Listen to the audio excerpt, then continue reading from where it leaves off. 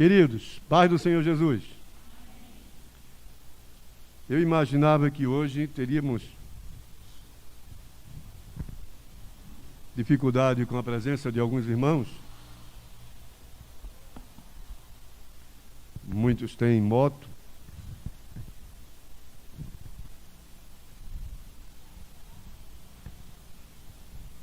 Então, por conta dessa chuva repentina, que era de se esperar, já estávamos esperando, né, pelo tempo que esfriou, e durante todo o dia uma leve chuva caía sobre a cidade.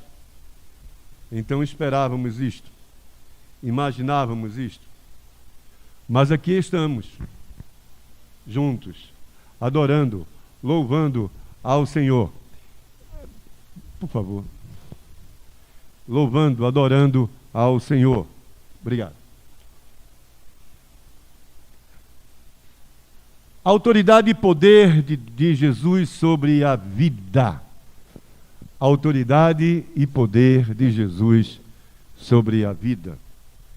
Lucas, capítulo 7, versículos de 11 a 17. Quando eu estudava a pregar este sermão,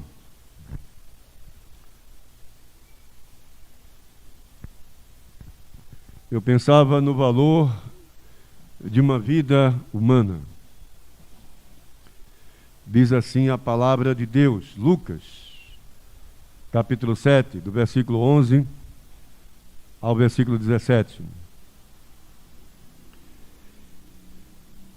Em dia subsequente, dirigia-se Jesus a uma cidade chamada Naim, e iam com ele os seus discípulos e numerosa multidão. Como se aproximasse da porta da cidade, eis que saía o enterro do filho único de uma viúva.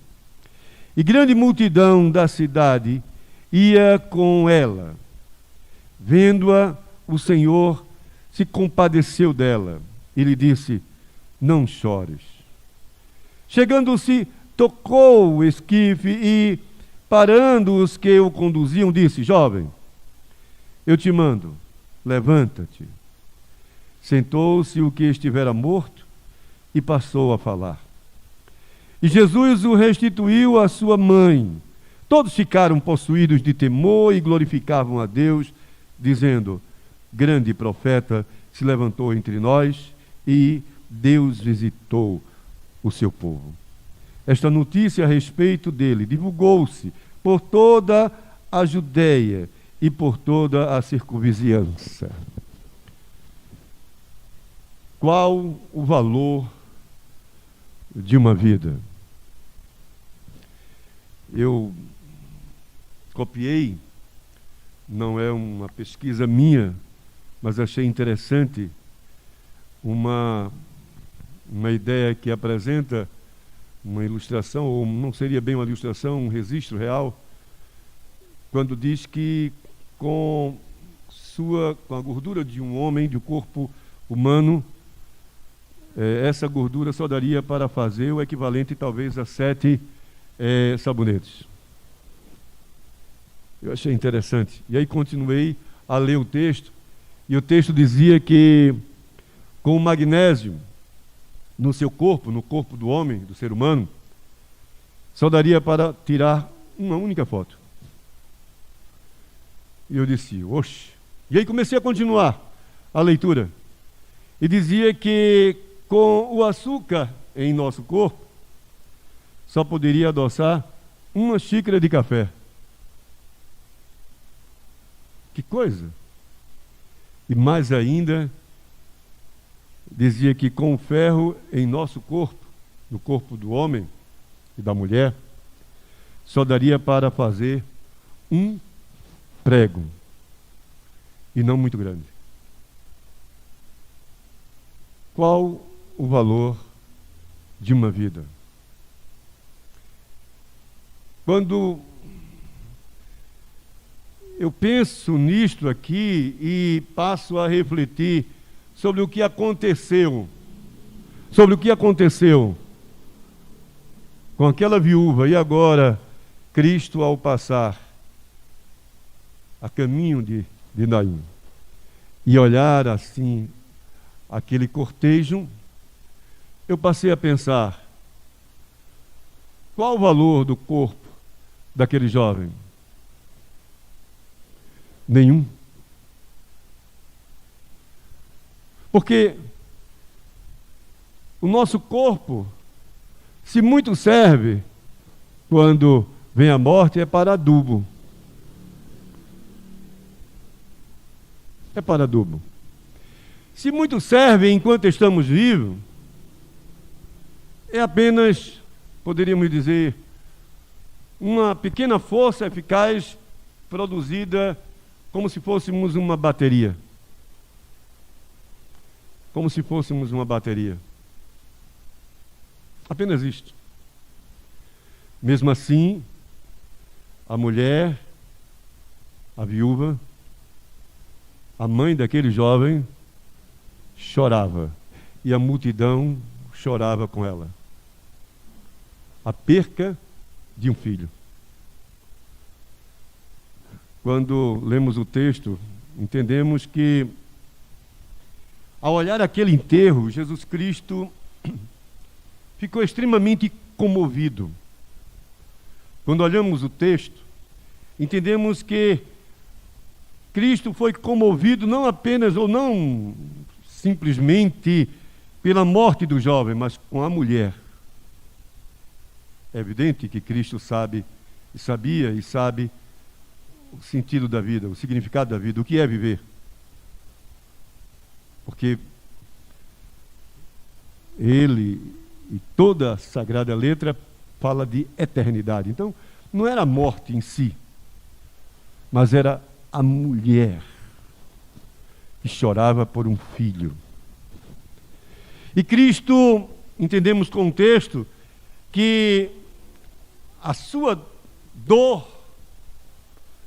quando ele olha para aquela mulher, o seu sofrimento, é também por saber que ele era o único filho. Com certeza alguém chegou e falou, o único filho. E ela era viúva. E ele com certeza seria a sustentação da velhice dela. Da velhice dela. O consolo. O consolo. E aí agora também entendemos, quando lemos o texto, podemos assim aprender que Cristo usa a situação para dar testemunho de sua autoridade e poder sobre a morte e sobre a vida e sobre a morte. Legal. Legal demais isso. Muito, muito lindo. Muito lindo.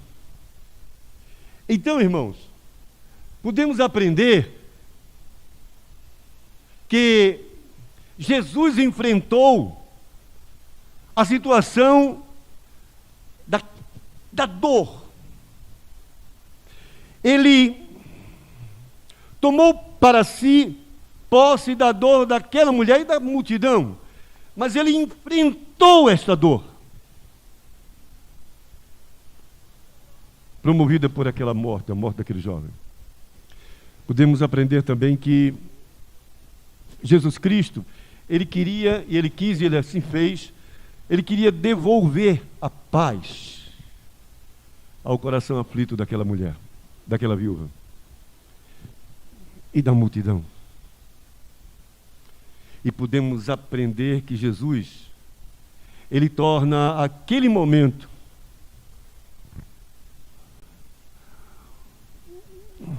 um momento ímpar, único, especial, por uma operosidade, vou usar o termo tremendo, não que eu seja G12, a nossa igreja não é G12, mas por uma operosidade tremenda, fantástica, maravilhosa, agindo por um milagre. fazendo um milagre, para que o seu milagre fosse testemunha do poder que ele possui, da autoridade que ele possui. Insisto novamente, sobre a morte e sobre a vida. Sobre a vida e sobre a morte. Fantástico. Então, dizer sobre a autoridade e poder de Jesus sobre a vida é dizer que ele enfrenta a dor da morte. Olhando para o texto, é a primeira coisa que podemos dizer, que podemos afirmar. Ele enfrenta a dor da morte. Sabe, irmãos, Cristo que viajava por toda a Galileia, agora chegando às portas daquela cidade, e olha, e vamos observar aqui o texto, que diz assim, que uma multidão, os discípulos, e pessoas seguiam a Jesus Cristo, e glorificando a Jesus.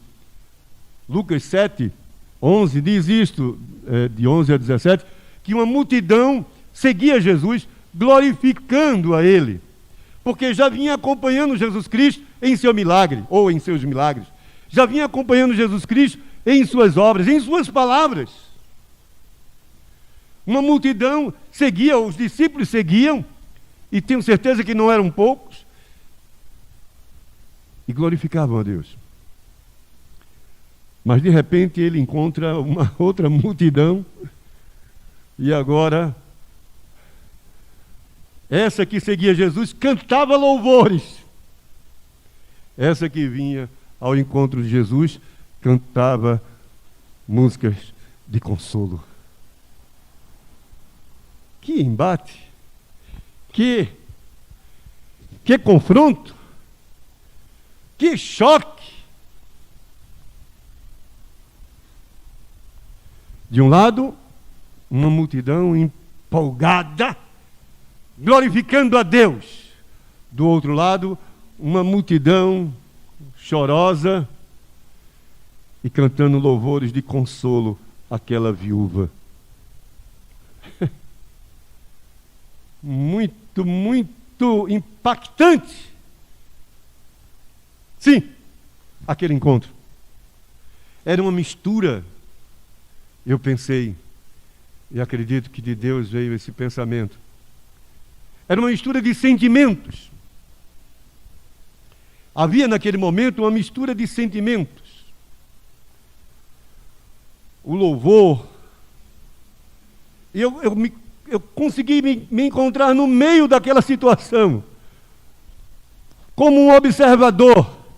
O louvor, a alegria, a dor, o choro, eles estavam juntos no momento em que os dois grupos, as duas multidões, se aproximaram e passaram a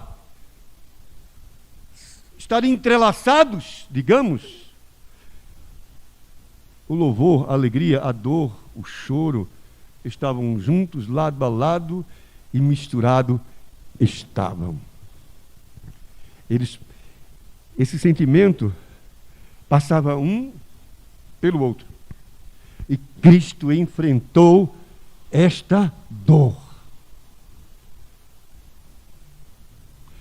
Ele enfrentou esta dor, e lemos em Eclesiastes, quando diz lá no capítulo 3, versículo 2, há tempo de nascer e tempo de morrer. Cristo não perdeu essa ideia. Nós sabemos que há tempo de nascer e tempo de morrer. Muito mais o Mestre, muito mais Jesus, muito mais o Senhor. Ele sabia que havia tempo de nascer e de morrer. Ele sabia, como lemos em Salmos 139, 16, que o Senhor conhece e com os seus olhos observa o homem ainda informe. E ele escreve os seus dias. É assim que lemos em Salmos 139, versículo 16. E o Senhor sabia disto. Nada foge ao domínio de Deus. E nada foge ao conhecimento do Senhor Jesus Cristo. Ele sabia disto. Ele sabia, e eis a razão de, em Hebreus 9:27 está escrito que aos homens está ordenado morrerem uma única vez. E o Senhor sabia disso. Cristo sabia de tudo isso. Mas ainda assim, ele enfrentou a dor da morte. E quando passávamos a construir essa ideia, primeira, o Senhor, pelo seu Espírito, começava... Porque eu questionei se ele enfrentou a dor da morte. E é claro no texto da atitude dele, quais as razões? O que levou em seguida a Jesus Cristo? E eu passei a entender, Jesus queria paz. Paz, que a paz voltasse ao coração daquela viúva. Sabe, irmãos, mesmo Cristo sabendo de toda essa situação, que ao homem cabe nascer e morrer, que ao homem nasce uma única vez e que o Senhor destina ou traça os dias, todos os dias, é a Bíblia que diz. Nesses dias um pastor me perguntava, não era um pastor presbiteriano, como é que eu administrava essa ideia em dizer que o Senhor controla toda a nossa vida. O Senhor é soberano. Eu não acredito nessa coisa de destino que, por exemplo, sério, eu penso dessa forma e eu tenho minhas razões para pensar dessa forma. Toda a minha vida e toda a minha história com Fátima, nós dois construímos. Tudo que aconteceu de bom e de ruim, não foi Deus que determinou assim. Deus seria culpado das nossas dores. Deus seria culpado da sua dor. Com respeito ao menino e a todos vocês. E não é assim, não podemos pensar dessa forma. Mas Ele traçou cada momento nosso para a sua glória. E Ele consegue reverter. E neste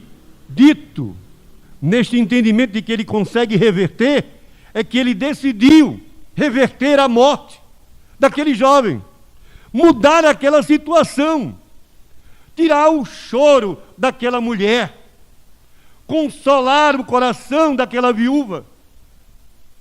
Então Jesus Cristo quis a paz. Ele quis que esta paz voltasse ao coração daquela mulher desamparada, sozinha na sua caminhada, só na sua caminhada, mesmo com toda aquela multidão, mas ela estava só, porque o seu único filho, e sendo ela viúva, não estava mais entre ela, ou com ela. E aí lemos no texto, nos versículos 13 e 15, e diz assim: vendo-a, o Senhor se compadeceu dela e lhe disse: não chores. Oh, meu Deus do céu! Não chores. Uma viúva perdida, sofrida e perdida, largada, mas Cristo se compadece dela, porque a princípio viu aquela multidão que chorava com ela.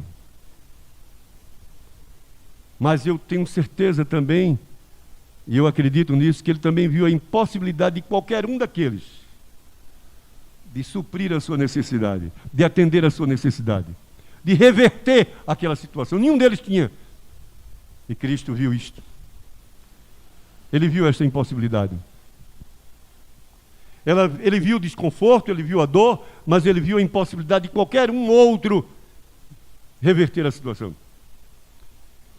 Mas Cristo também viu a morte em seu mal, a destruir a paz daquele coração. E por que tantos outros que estão morrendo Ele não faz o milagre? Eu acredito que, como disse agora a princípio, está tudo dentro de um propósito de Deus. E dentro deste propósito, ele segue a sua vontade soberana. Eu não vejo razão para a morte de tantas e tantas pessoas que eu conheço. E vou citar novamente, por exemplo, Ledinha. Salgueiro. Missionária. Josué, um homem sério, dependente, não é isso? Dependente dela, uma menina que tinha um trabalho legal na internet, ajudando as mulheres. E assim, agora, já no final, nesses últimos dias, no final, quando a gente estava superando a Covid, ela pega a Covid. E aí não resiste. E depois de 40 dias internada, morre. E tanta gente orando, eu estava muito... E não aconteceu. E não tem a ver com ruindade de Deus, pouca visão do Senhor, não. Propósitos.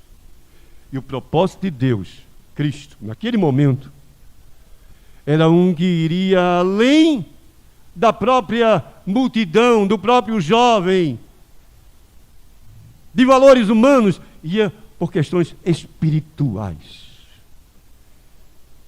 Ele tinha propósito na vida daquela mulher. Ela lhe seria útil a glorificar o nome de Deus. Útil? Sim. Porque cada um de nós somos varoas, instrumentos de utilidade a Deus. Se não, Cid, tu não teria resistido, estaria com ele, que era bem melhor. Bem melhor, ora, bem melhor. Cada um de vocês, bem melhor.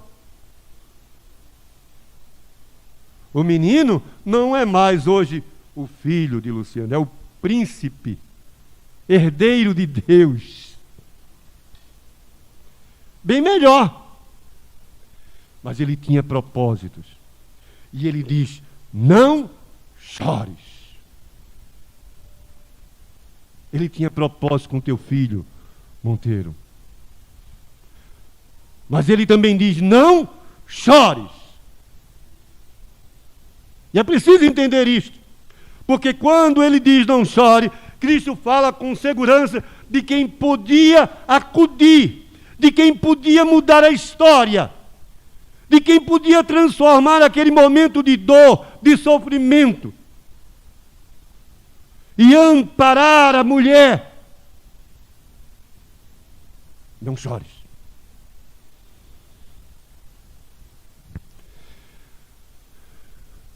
Eu penso assim, quando ele toca no skip e diz assim: jovem, a ti te digo, levanta-te.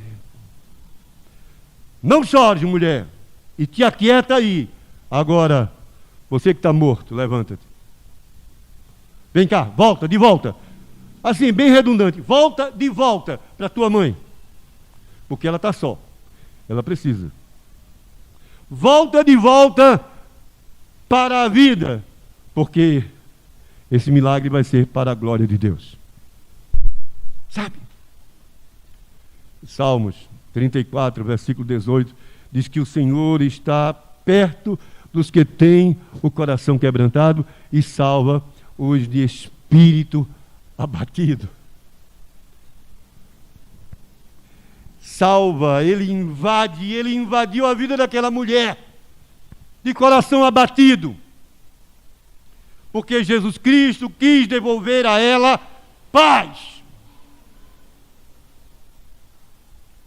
Ela precisava do seu filho, porque ela estava só. E ela não teria forças para continuar a vida. Ela não teria forças para continuar a sua vida. E Deus olhou, Cristo olhou isto na sua vida, na sua alma, no seu coração.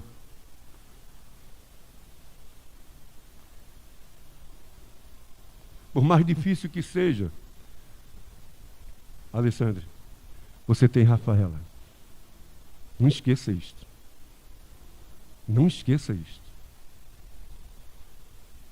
Mas aquela mulher, ela não tinha. E ela estava sem paz. Cristo quis que a paz voltasse ao coração daquela mulher. E aí, olhando para Salmos, ou melhor, o Evangelho de João, capítulo 14, versículo 27, ele diz na parte segunda que a sua paz não a dá como o mundo a dá. Não é uma paz simplesmente porque o mundo precisa, ou porque o mundo indica, ou...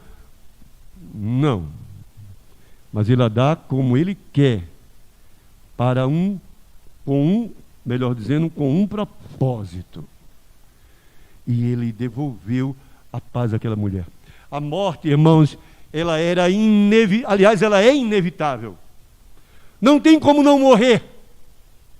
Não tem como evitar a morte. Ela é inevitável. Mas para aquele jovem, foi diferente. Porque Jesus olhou no profundo da alma daquela mulher, só, e viu que ninguém poderia, mais uma vez eu digo isso, insisto em dizer isto, ninguém poderia suprir a sua necessidade, a não ser Ele próprio. O milagre à vida foi além da fé da multidão, eu creio nisto. Não foi, porque a multidão só queria consolar a mulher. Só queria isto. Era a única ação, a única atitude deles, consolar a mulher. Então foi muito além da fé deles. Porque o milagre não é por força minha, ou imposição minha, ou determinação nossa. Está no que Ele quer, como Ele quer e para o que Ele quer. Não vamos esquecer isto. Tem coisas na minha vida, eu acredito que na vida de vocês, que nós estamos pedindo, e não aconteceu. E para alguns nunca aconteceu. Para alguns de vocês e para mim, nunca vai acontecer. Mas o que interessa é que eu vou continuar pedindo. Mas se tiver que acontecer, vai além de mim mesmo. Porque cabe a sua vontade. O milagre é isso, irmãos. E Ele quis. Não esqueçam, Ele quis. Quando a natureza parecia cruel e inflexível, Jesus estendeu a sua mão e disse: jovem, vai, levanta-te. Pensa nisso. A natureza e a fé podem estar de lados opostos. Eu pensei assim. Mas a vontade de Cristo, por um milagre, sempre produzirá resultados. Sempre. Então Cristo, em seu poder e autoridade, Ele ressuscita o jovem. E diz o texto que o defunto, o morto, assentou-se. Todos ficaram atônitos, perplexos, sem saber o que está acontecendo. Porque Cristo fez por seu direito em fazer. Quando Cristo faz o milagre, Ele faz em seu direito de fazer, por fazer. Porque Ele quer, como Ele quer, para o que Ele quer. E assim foi. Mas também podemos aprender, finalmente, que Jesus torna aquele momento um motivo para glorificar a Deus. Já iniciei falando sobre isto e quero continuar. Jesus torna aquele momento um motivo para glorificar a Deus. Versículos 16 e 17 é bem claro em mostrar, em fazer o seu registro de que todos ficaram não só atônitos, mas passaram a glorificar ao Senhor. A glorificar o Senhor. Na presença, irmãos, do sobrenatural, o temor e a surpresa, eles se apossaram da multidão. O sobrenatural traz à multidão o temor e a surpresa, ou a surpresa e o temor, como queira. O jovem que estava morto agora estava assentado. O jovem que estava morto agora, a multidão que chorava e que se desesperava agora, tinha paz. Agora, no lugar de consolo, havia louvor pela vida. Lemos assim em Mateus 5:4: Bem-aventurados os que choram, pois serão consolados. Bem-aventurados os que choram, porque serão consolados. Era o que estava acontecendo agora, naquele momento. Naquele momento, Deus visitava o seu povo, gritava a multidão. Glórias a Deus, porque Ele visita o seu povo através do Mestre. Deus, em sua bondade, por Jesus, ressuscita aquele jovem. E aí eu penso em Salmo 119, quando diz no versículo 5, parte B: a tua promessa dá-me vida. O próprio Cristo diz no Evangelho: eu vim para que tenham vida e a tenham em abundância. É evidente que ele está se referindo aí muito mais à vida espiritual, muito mais à vida em relação com Deus. Mas eu posso entender também, e acredito, porque tenho visto isso, falavam sobre isto hoje, sobre a felicidade proposta por Deus, quando lá no hino do salmista, Salmos 16, falamos sobre isso, no versículo 11 especificamente, diz que devemos procurar o tipo de vida. E esse tipo de vida em Deus, vai promover alegria plena em nossa vida. Então eu creio nisto, porque a Bíblia, está repleta desta verdade, está repleta desta verdade. Então, queridos, quando lemos em Salmos, voltando à questão discutida, em Salmos 119, versículo 5, a parte B, que diz, a tua presença dá-me vida, e passo a associar a ideia, ou melhor, a situação aqui com a viúva, em Lucas capítulo 7, então surge essa verdade, aparece essa verdade, é descoberta esta verdade, e isso me trouxe assim, também paz, que tudo o que acontece é para a glória do Senhor e para que esse Senhor seja glorificado. E se é para a glória do Senhor e que esse Senhor seja glorificado, eu devo confiar que no mais Ele o fará, por força de seu poder e autoridade, como a ação de milagre à minha vida e à vida da igreja. Não podemos esquecer isto. É nessa conclusão, concluindo, que passamos a entender e a aplicar à nossa vida essa verdade de que na dor não chegamos ao fim, irmãos. Na dor daquela mulher, ela não chegou ao fim. Então, na tua dor, aplica isto à tua vida. Também não chegou ao fim, seja qual for o tipo da dor que você esteja sentindo. Não chegou ao fim. Mas não chega ao fim quando Cristo se faz presente. Quando Cristo se faz presente. Também aplica a tua vida e a partir do que foi apresentado nessa noite, de que o impacto da morte, ou o impacto da dor da morte, ou o impacto da destruição à vida, não ofusca o belo da vida, minha e tua, quando esta estiver na presença de Deus, sabe? Estiver nas mãos do Senhor, estiver sob o poder do Senhor. Oh, aleluia. Não ofusca, não. Mas podemos aplicar também que Jesus Cristo, Ele quer e sempre vai promover a paz ao nosso coração, ao teu, como promoveu aquela mulher. Seja qual for o resultado da tua vida, do milagre dele a tua vida, mas virá a sua paz. Irás desfrutar da sua paz.